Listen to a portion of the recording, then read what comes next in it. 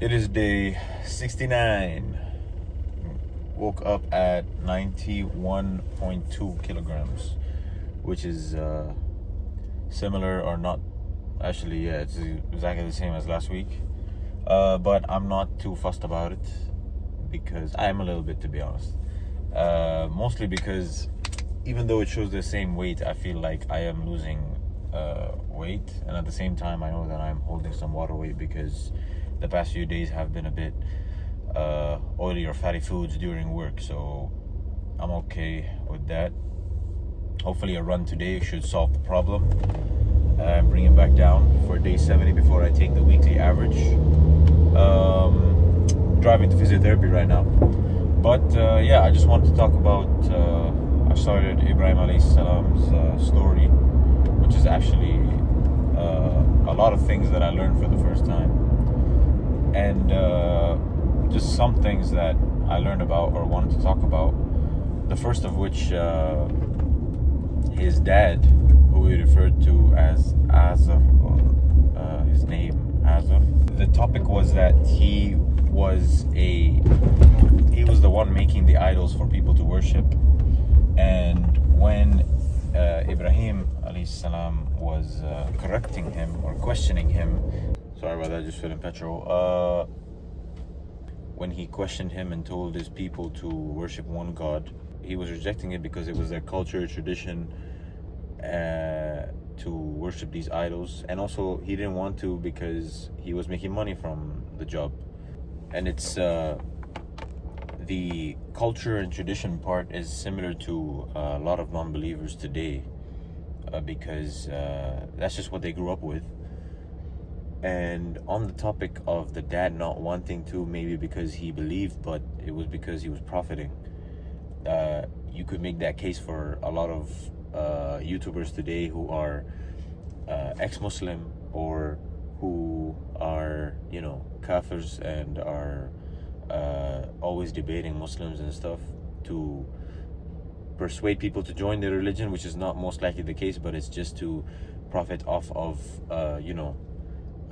trying to disprove Islam. And even though at one point they may believe in the truth, or they do believe in the truth, but they just choose not to, you can make the case that they just don't want to because they like what they're doing, they're following their desires, which is the lifestyle that comes with not following the strict laws or the rules and guidelines of Islam.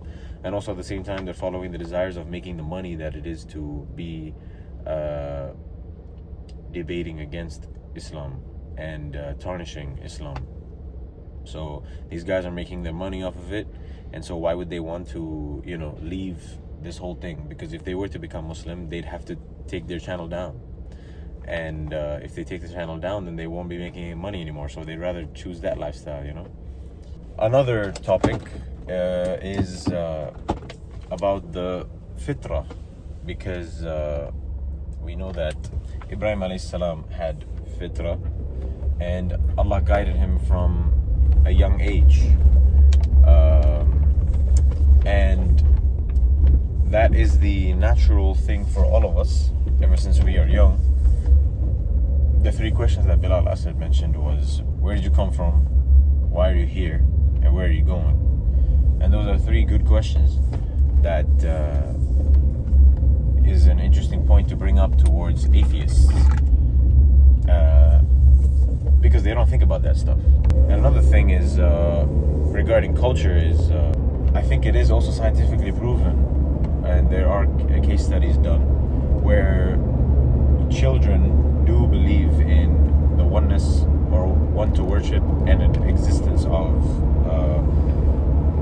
a God, and it goes to show that the atheists or the non-believers, their culture just tends to push them towards not doing that and worshiping others instead, or not worshiping anyone at all.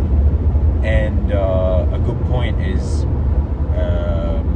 this may also guide you to and give you a idea of how to raise your children, because the idea is not trying to shove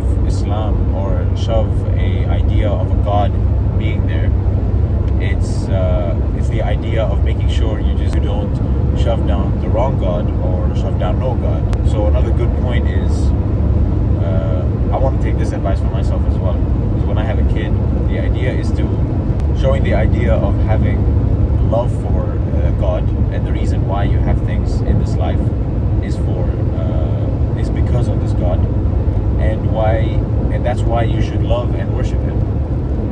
But obviously as a kid, it's just important to know that you should love this God. And then as they grow up, then you can start, getting into worship and all that stuff.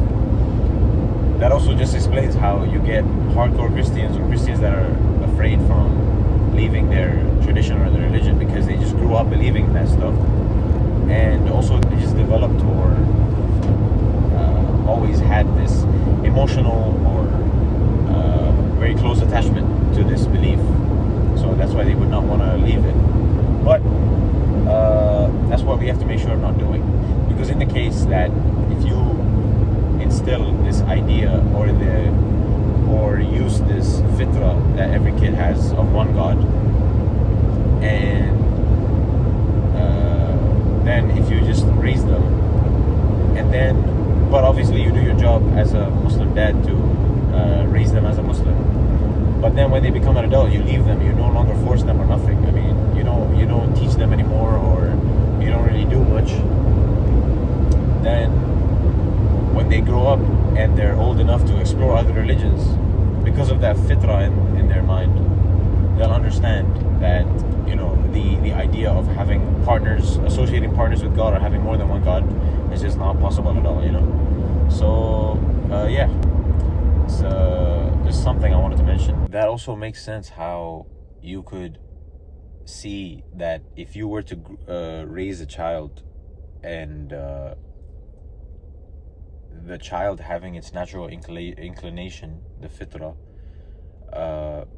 without you even having to explain, it would understand that there is one person to be worshipped. There is one being to be worshipped, and that just tells you how, I just see it how Christianity is not the answer, because you having to explain to a child how the Trinity works and it not being natural, that just doesn't make sense to the child. And also it wouldn't make sense to the child, and also at the same time, you having to explain to it means that if a child grew up with no parents or whatever, no one telling them in a hypothetical world, and then if you were to tell them about this religion, Christianity or Islam, then we obviously feel like Islam makes more sense because there's only one being to be worshipped. Whereas if you have to explain to make sure that this person understands everything about the Trinity, about three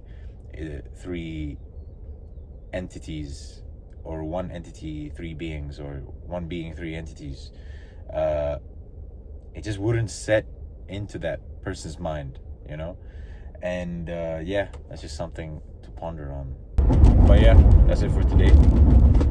Arriving at my physiotherapy appointment now. And Allah knows best. May Allah give us good and righteous children, and may He guide us all. Assalamu alaikum wa rahmatullahi wa barakatuh.